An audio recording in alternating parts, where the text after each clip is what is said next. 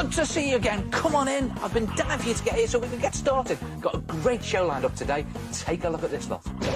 I've got an unusual way to create crazy hairstyles.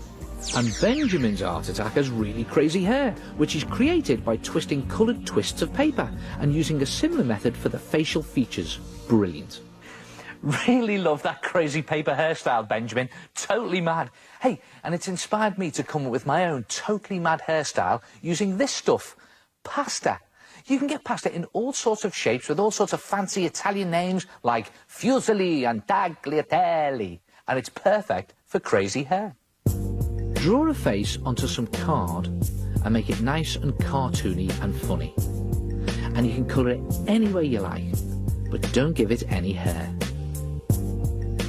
Then arrange your pasta shapes around the face into a fun hairdo.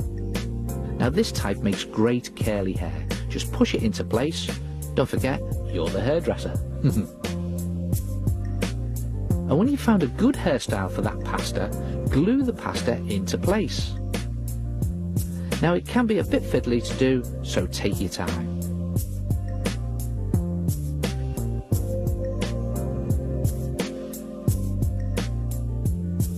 And when it's dry, you can paint it any colour you like. I'm going to paint this hair a bright orange.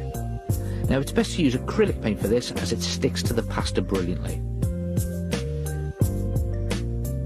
Just push the paint down into all those twisty pasta shapes. And when you finish painting your pasta hair and it's dry, it looks something like this.